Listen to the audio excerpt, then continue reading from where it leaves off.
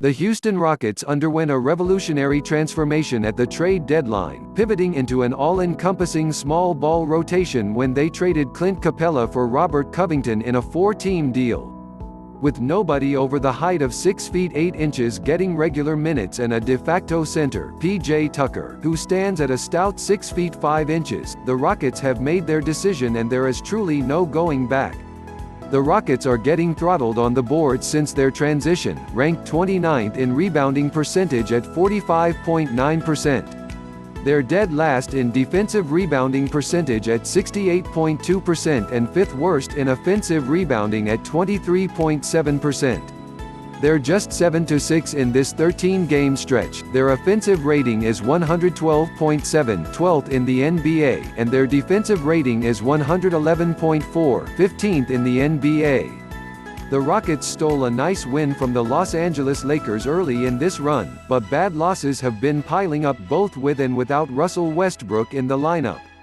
James Harden's production has dropped off a cliff in the last 5 games. He's shooting just 31.7% from the floor, 20.3% from three-point range and had a true quadruple-double on Saturday against the Charlotte Hornets with 30 points, 14 assists, 10 rebounds and 10 turnovers. Harden's shooting helps explain their recent 4-game losing streak, but the fundamental glaring flaws in their new strategy go deeper. In particular, the two teams they absolutely must get past in the Western Conference, the Lakers and the LA Clippers, almost seem too well positioned to exploit the Houston Rockets at their game. Both teams are in the top 5 defensively, with the Lakers allowing just 105.5 points per 100 possessions and the Clippers allowing just 106.6. The Lakers and Clippers are both in the top 10 in offensive rebounding and just outside the top 10 in defensive rebounding. The Clippers are the 5th best overall rebounding team and the Lakers are the 8th best. The Rockets are in the unenviable position where not only do they have a skill deficit against both teams, but their strategy plays right into the hands of two excellent rebounding, sturdy defending teams with perhaps a combined 4 of the top 10 players in the NBA in LeBron James, Anthony Davis, Kawhi Leonard and Paul George. Perhaps the worst thing is that there is no fallback plan for the Houston Rockets. Just a week ago the New York Knicks outrebounded the Rockets 65-34, and the Knicks, Lakers and Clippers have identical rebounding numbers at 51.4%. It's likely that one of these teams who defend and score better than the Rockets may also ravage them on the boards in a playoff series, and the Rockets will have no way to counter or adjust.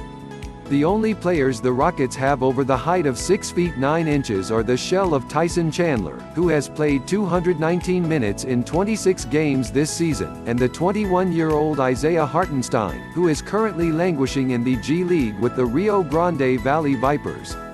Maybe the Rockets will make the decision to bring Hartenstein up simply to have the option to put some size on the floor, or maybe they'll opt to sink or swim with what they're already doing.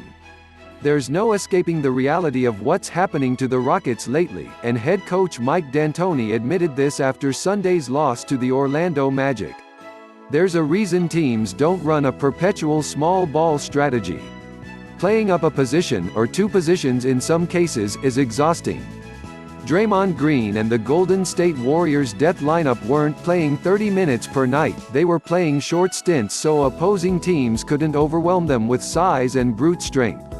The Rockets are paying the price for playing small, and we've only started March. There's more than a month until the playoffs even start. They are exhausted and battered, their energy is waning and their confidence is shot.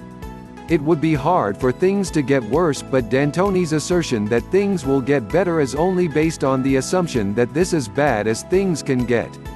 In this case, dealing with fatigue, possible injuries, teams who have had the chance to scout and prepare for them, and a plethora of unexpected adversity which could present itself, things really could get even worse from here now that the Houston Rockets have backed themselves into a corner with no way out.